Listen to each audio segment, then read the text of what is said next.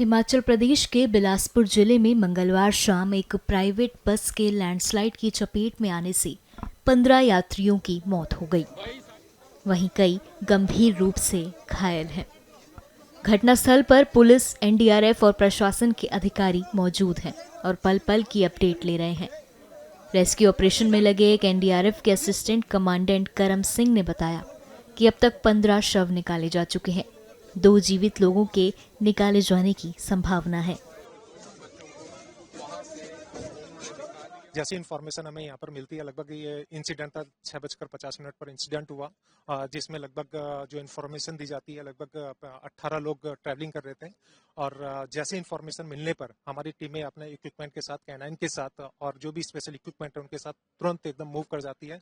घटनास्थल पर पहुंचने के बाद यहाँ पर एक कम्प्रेहेंसिव प्लान बनाया जाता है with the cooperation of civil authorities, और उसी के हिसाब से हमारा मतलब कि कॉर्डन एरिया को आइसोलेट करने के उपरांत यहाँ पर हमारा टीम सबसे पहले हमारा कैनाइन सर्च किया जाता है, फिजिकल सर्च किया जाता है, क्योंकि ये कहना मतलब कि मुश्किल तो है कि लाइव विक्टिम यहाँ पर बहुत ही रेयर चांसेस होते हैं, लेकिन ये हम नकार भी नहीं सकते कि लाइव विक्टिम नहीं हो सकता है यहाँ पर। तो लाइव विक्टिम को हम यहाँ पर सर्च किया जाता है, फिजिकली भी सर्च किया जाता है, कैनाइन सर्च भी किया जाता है, लेकिन लाइव विक्टिम का कोई ट्रेस नहीं मिल पाया।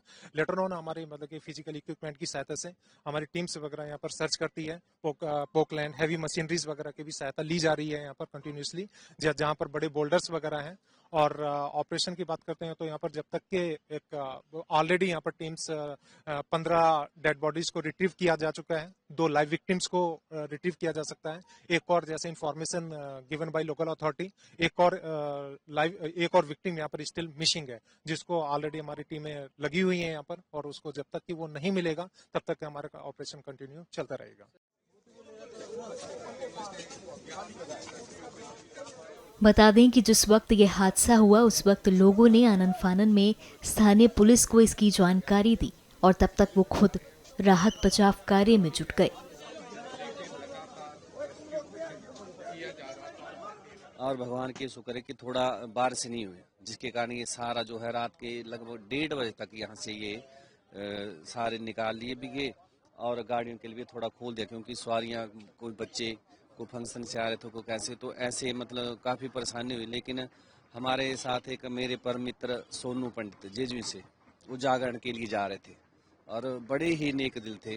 वो भी हमें पता था कि इसमें, अब उनके घर में नहीं था पता कि वो पहुंच गए हैं कि किस चीज़ में गए। तो जब हमें पता चला कि पता तो था कि इस गाड़ी में है, क्योंकि 6:20 के ऊपर उनके साथ बात हुई थी, और उसके बाद फिर आना जाना तो नहीं था। लेकिन जैसे 9 बजे के बाद डेड बॉडीज निकलने लगी, तो उसके बाद मैंने लड़कों को हॉस्पिटल भेज दिया, फिर वहाँ उसकी पहचान हो गई। और बाकी भी हमारे जितने भी यहाँ पे मरे हैं लोकल ही हैं ज़्यादा। अब इस बीच एनडीआरएफ का राहत और बचाव कार्य जारी है।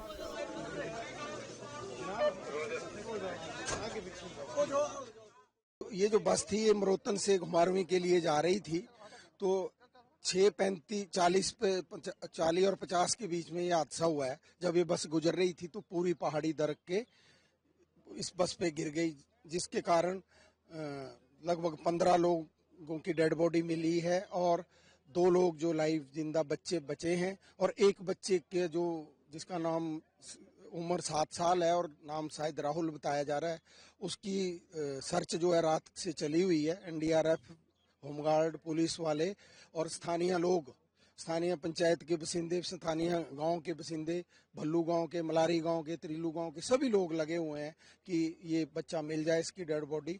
और हम भगवान से ही प्रार्थना करते हैं कि वो। जैसे कि ये पहाड़ गिरने का इससे पहले कोई संकेत भी आए होंगे, आप लोगों ने नोटिस किया होगा, कुछ ऐसा था? हाँ, ऐसा ये था कि थोड़ी थोड़ी मिट्टी ये गिरती रहती थी। जब से ये पुल बना था उस टाइम ये पहाड़ काटा गया था, काट के बनाया गया था, लेकिन ये सीधा काट दिया गया। जिस प्रकार से हमारे 4 लाइन पे भी हादसे हुए ना, तो ये कच्ची पहाड़ी है और सीधी काटी गई है। तो अगर इसको तरीके से या वैज्ञानिक तरीके से किया जाता तो शायद ये हादसा ना होता। तो अब भी खतरा बना हुआ है कि ये पहाड़ी पूरी नीचे आने वाली है, और प्रशासन लगा हुआ है इसके लिए।